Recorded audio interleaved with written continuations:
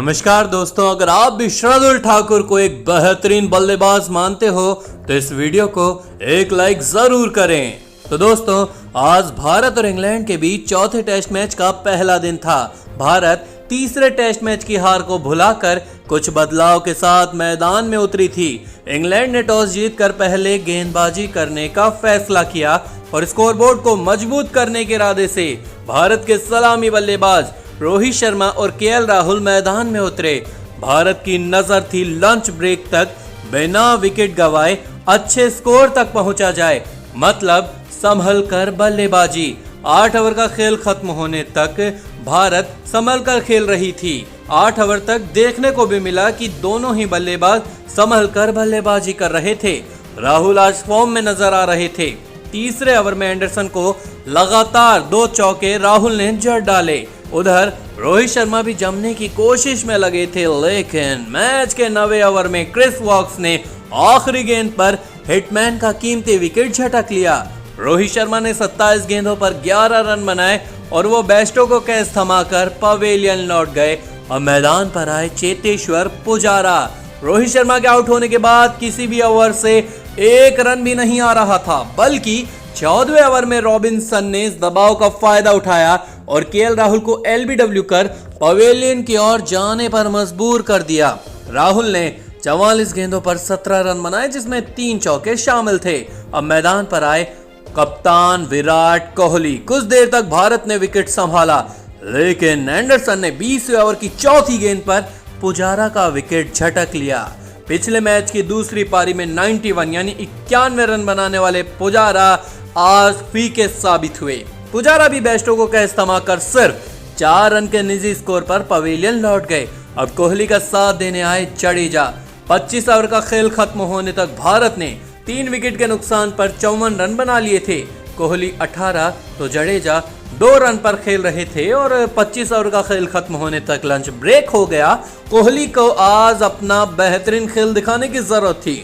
Lunch break के बाद कोहली और जडेजा ने फिर से क्रीज संभाली। हर ओवर से चौके आ रहे थे, लेकिन क्रिस वॉक्स ने इन चौकों पर विराम लगा दिया। जी हां दोस्तों, आपको बता दें, क्रिस वॉक्स ने 30वें ओवर की आखिरी गेंद पर जडेजा का विकेट झटक लिया। फिर मैदान पर अजिंक्य रहाणे की एंट्री हुई। अब देखना था इनका बल्ला चलेगा या फिर ये वही करने वाले हैं जो हर मैच में कर रहे हैं। तो दोस्तों, कोहली और रहाणे संभल कर खेलने लगे। एंडरसन के 40वें ओवर में कोहली ने अपना अर्धशतक भी जड़ दिया, लेकिन मैच के 43वें ओवर में रॉबिन्सन ने 5वीं गेंद पर कोहली का कीमती विकेट अपने नाम किया। कोहली ने अपनी इस पारी में 96 गेंदों पर 50 रन बनाए, जिसमें 8 चौके शामिल थे। अब मैदान पर आए पंत।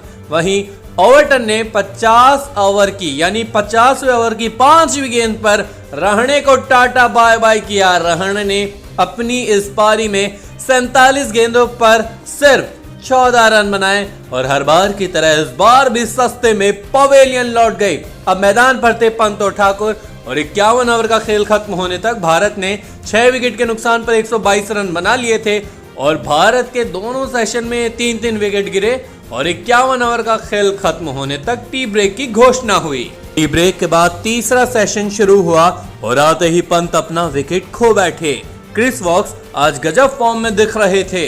मैच के 53वें ओवर की आखिरी गेंद पर पंत को सस्ते में पवेलियन का रास्ता दिखा दिया।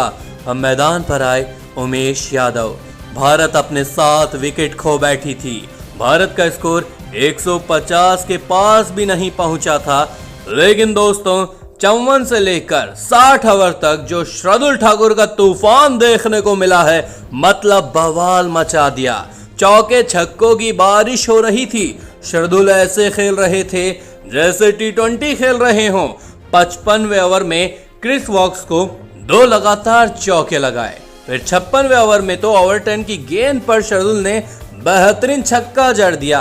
क्रिस वॉक्स की ठाकुर अच्छे से खबर ले रहे थे।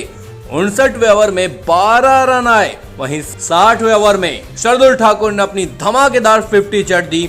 61वें ओवर में क्रिस वॉक्स ठाकुर दोनों तैयार थे। 5वीं गेंद पर बेहतरीन चौका जड़ दिया ठाकुर ने, लेकिन क्रिस वॉक्स ने इतनी पिटाई खाने के बाद वापसी की और आखिरी गेंद पर शार्दुल ठाकुर का कीमती विकेट झटक लिया।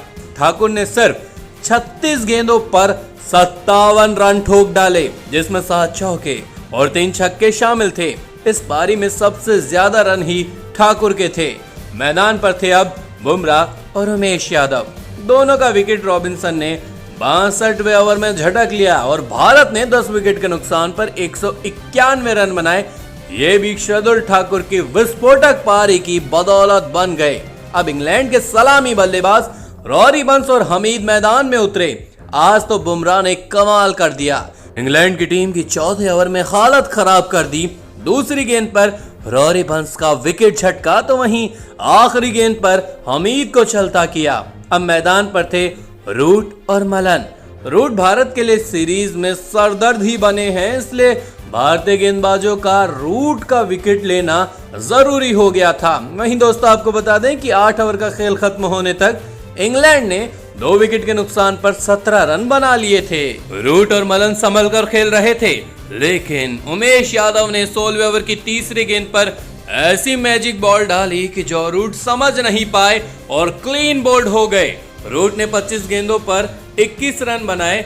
वहीं उनके बाद आए ओवरटन और इंग्लैंड ने आज पहले दिन का खेल खत्म होने तक 17 ओवर में 3 विकेट के नुकसान पर 53 रन बना लिए थे। वहीं भारत की बराबरी करने के लिए अभी भी वो 138 रन दूर थी। तो दोस्तों अगर आप भी चाहते हैं कि भारत अपना चौथा टेस्ट मैच जीते तो इस वीडियो को एक लाइक जरूर करें।